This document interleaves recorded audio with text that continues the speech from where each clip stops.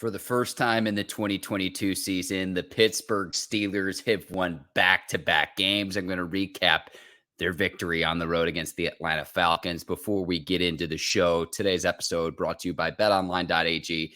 Head over to betonline.ag. They'll take care of your gambling needs all NFL season long. Use our promo code Bleav, that's BLEAV, to receive your 50% welcome bonus on your first deposit. Bet online, where the game starts.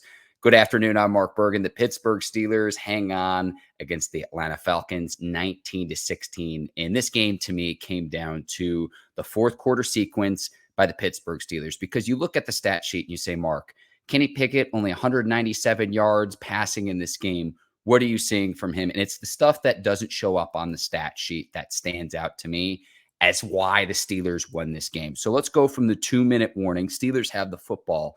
They decide to throw the ball.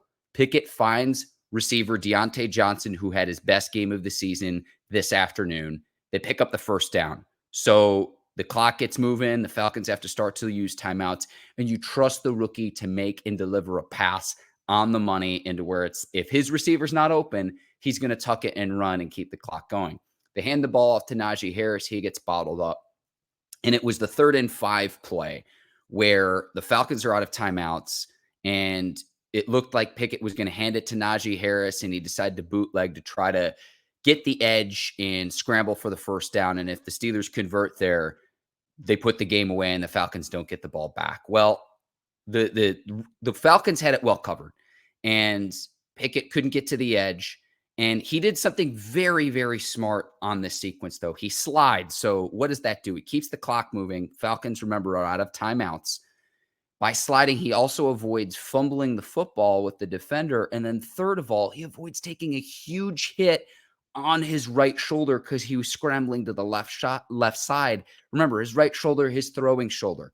So the Falcons without timeouts. Pressley Harvin, the punter, made maybe his best punt as a Pittsburgh Steelers since the Steelers drafted him in the 7th round a year ago. Down it at the 1-yard line. And so the Falcons have to go the full length of the field with about 40 seconds left. This is where, if you're TJ Watt, Alex Highsmith, Connor Heyward and company, you eat. And you saw that the pocket around Marcus Mariota collapsed quickly. And Minkah Fitzpatrick does what he does best. Magic Minkah gets the game-sealing interception to put the game away.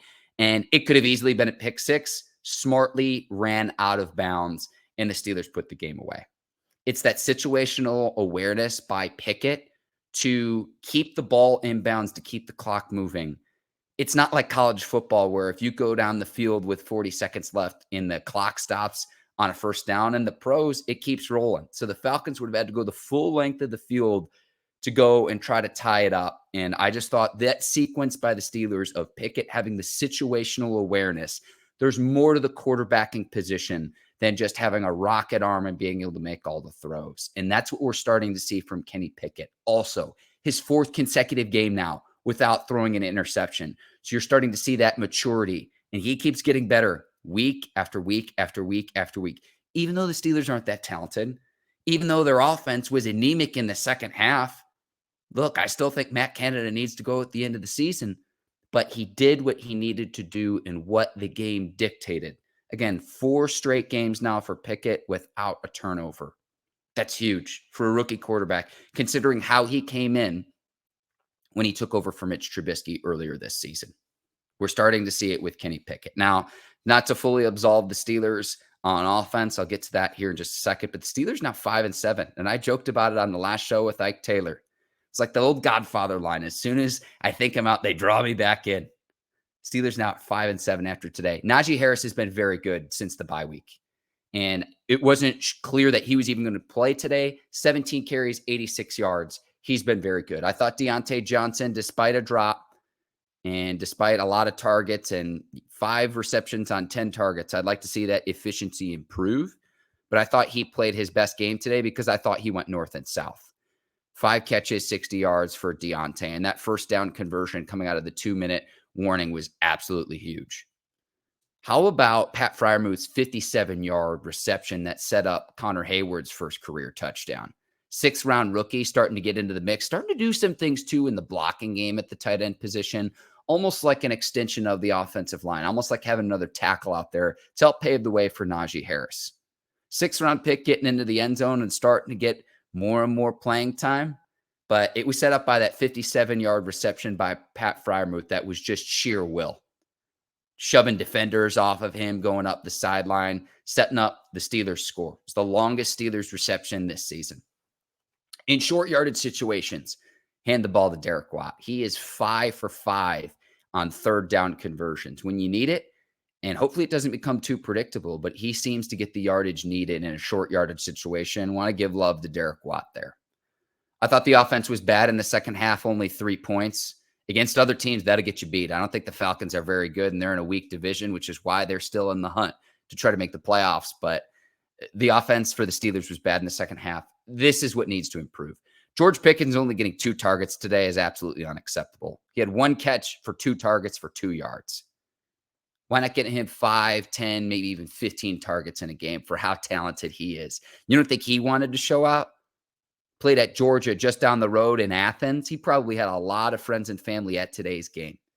And I was listening to some of the game on the radio, and Bill Hillgrove, the Steelers' great announcer, was mentioning how Najee Harris was comfortable playing in Atlanta, Mercedes-Benz Stadium, because that's where the SEC championships held every year. I think both Najee and Minkah Fitzpatrick, they're accustomed to making big-time plays in that stadium, dating back to their college days at Alabama. You don't think George Pickens wanted to do the same thing, considering his experience, not just up the road in Athens, Georgia, at the University of Georgia, but also his experience playing in big-time games there?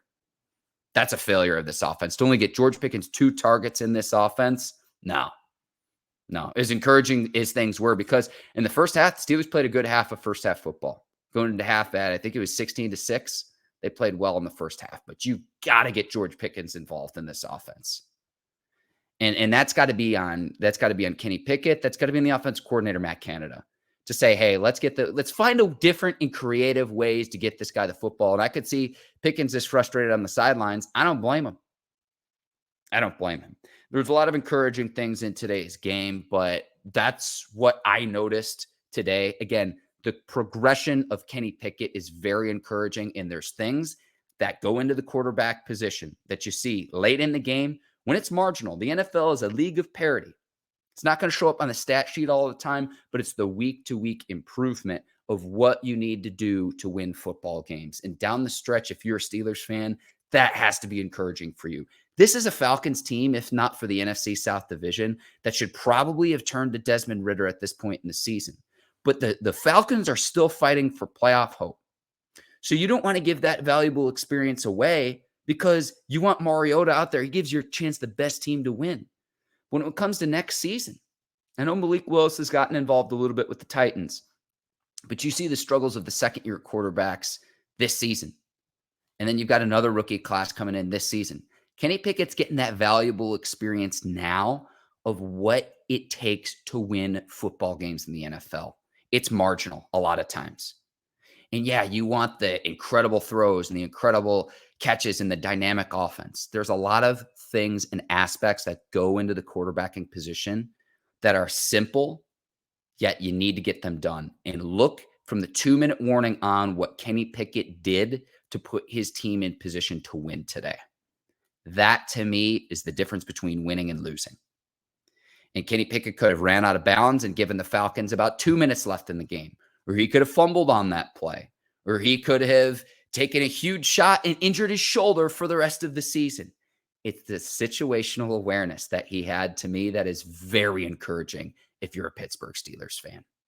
Again, my name is Mark Bergin. Ike Taylor and I are going to be back tomorrow recapping this game in all of the NFL Week 13 action. And next up, you got the Baltimore Ravens at home for the Steelers. Steelers, I still don't think they're going to make the playoffs. But again, it's the old Godfather line. As soon as I think I'm out, they draw me back in. You're at home against the Steelers, against the Ravens in Pittsburgh. We don't know if Lamar Jackson's going to play. He left the game with a knee injury today. And they don't think it's season ending, but there's no definitive timeline as far as when he's coming back. And the Ravens just get by a Denver Broncos team. Man, if you're the Steelers, I'm telling you, there's hope. There's hope. I still don't expect Pittsburgh to make the playoffs, but you might be sitting pretty if Lamar Jackson can't go in that game. That game's for the taking, and then you're one game under 500. I'm just saying, I've seen crazier things happen. You tip your cap to Mike Tomlin today because they're sitting in a good position heading into week 14 at home against the Ravens. I don't know what that line is yet. I looked it up before this recording. Line still hasn't out yet, and it might not be, considering we don't know the extent of Lamar Jackson's knee injury. But he left today's game against the Broncos, and we'll see if he can go here this upcoming week against the Steelers. We'll see about that. And I'll say this too, whether he's good to go or not, whatever that opening line ends up being will be very indicative of what people believe to be if Lamar can go next week. I don't hope that he's injured by any stretch of the means. Lamar Jackson's a dynamic athlete, and he's also a player the Steelers tend to do pretty well against. They do pretty well against their game planning against Lamar Jackson and the Ravens. But man, the Steelers today, a lot of encouraging signs. Again, offense has got to get better. I'm going to keep harping on it. 3 points in the second half against other and better teams in this league. The way that the Steelers played offensively in the second half will get you beat. It will get you beat, but it gets you by today against an Atlanta Falcons team that's not very good. And they're not very good in a division that's not very good either. I'd argue the NFC South is the NFL's worst this season. I'll be back tomorrow with Ike Taylor breaking down this game again. My name is Mark Bergin. Thank you so much for watching. I hope all of you enjoy the rest of your weekends. Enjoy the rest of the NFL action. I'll see you next time. Until then, take care. So long, everybody.